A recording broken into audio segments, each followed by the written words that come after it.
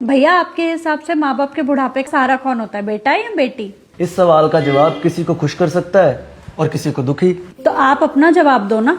Obviously बेटा। क्यों? क्योंकि बेटा ही सारी उम्र माँ बाप के साथ रहता है, बेटा ही पैसे कमा के लाता है, परिवार को भी संभालता है। तो हुआ ना बेटा माँ बाप का असली सहारा। मम्मी आप बताओ। मेरे हिसाब से तो तेरा भाई ठीक कह रहा है। बेटा ही बुढ़ापे में माँ बाप की लाठी होता है। बेटियां तो शादी के बाद पराई हो जाती हैं, और बेटा ही तो होता है जो बुढ़ापे में माँ बाप का ध्यान रखता है। भाभी अब आपकी बारी, आप बताओ आप क्या सोचती है इस बारे में? मुझे तो लगता है कि बेटी होती है। और आपको ऐसा क्यों लगता है? क्योंकि बेटियां समझदार होती हैं, माँ और बाप दोनों की फीलिंग समझती है, और लाडली होने की वजह से वो माँ बाप का सहारा भी बन जाती है। तो मेरे हिसाब से तो लड़की। सेम पिंच भाभी, मुझे भी ऐसा ही लगता है कि माँ बाप के बुढ़ापे का सहारा बेटियां बनती हैं। पापा अब आपकी बारी। 2 वोट बेटे को है और 2 वोट बेटी को।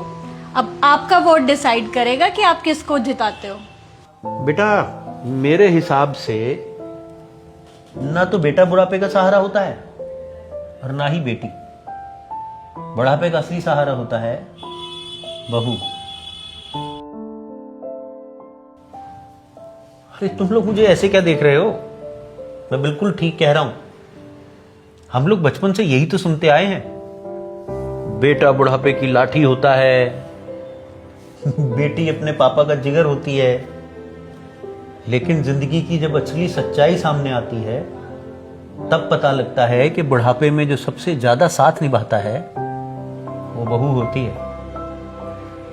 बेटा शादी करता है, घर में बहू आती है, और उसके बाद ही तो शुरू होती है असली जिंदगी। रोजमर्रा की छोटी छोटी जिम्मेदारियां, सास ससुर की छोटी छोटी जरूरतों को वही तो ध्यान में रखती है, और वहीं से बहू बुढ़ापे का सहारा बनने लगती है। बहू ही वो होती है जिसे सास ससुर की रोज की आदतें, उनकी पसंद नापसंद, उनकी रोज की दिनचर्या धीरे धीरे सब याद हो जाती है। जिसे पता होता है कि सासू माँ को कब कड़क चाय देनी है, कब ससुर जी को दवाई देनी है।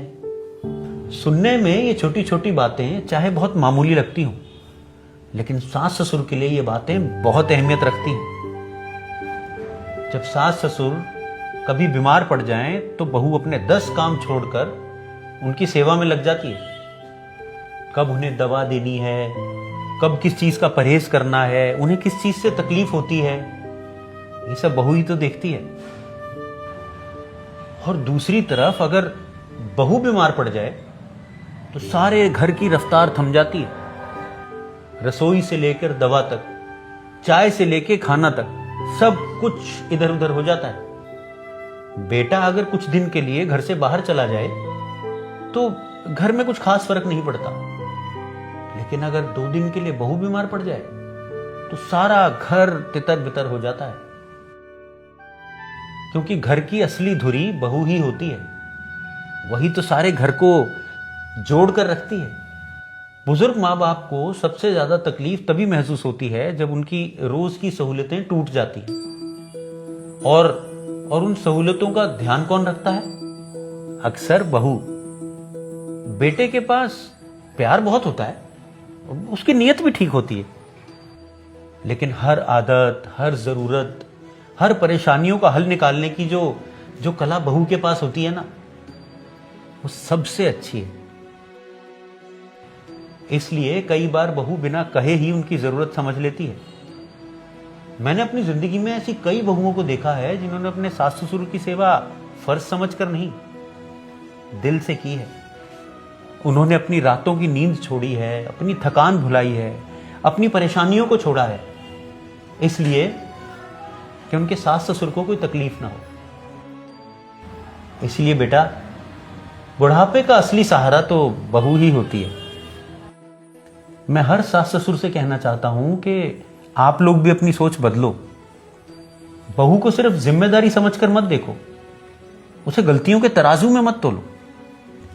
अगर हम मेरा प्यारा बेटा, मेरी प्यारी बेटी कह सकते हैं, तो एक बार मेरी प्यारी बहू भी कहकर देखो, और देखना सिर्फ एक लफ्ज से उसके दिल में तुम्हारे लिए कितना प्यार भर जाएगा। बहू की कमियों को तो हर कोई देख लेता है, लेकिन उसकी अच्छाइयों को पहचानना भी उतना ही जरूरी है। उसे घर की नौकरानी नहीं, घर का मेंबर समझो। उसे इज्जत दोगे, सम्मान दोगे, तो वो आपके घर को संभालेगी नहीं, बल्कि उस घर को स्वर्ग बना देगी। जिस तरह से हम कहते हैं मेरी बेटी मेरा गौरव, अगर हम ये भी कहें मेरी बहू मेरा अभिमान, यकीन मानो रिश्तों में मिठास और भी ज्यादा बढ़ जाएगी। अरे वाह पापा, आपने तो सबको क्लीन बोल्ड कर दिया।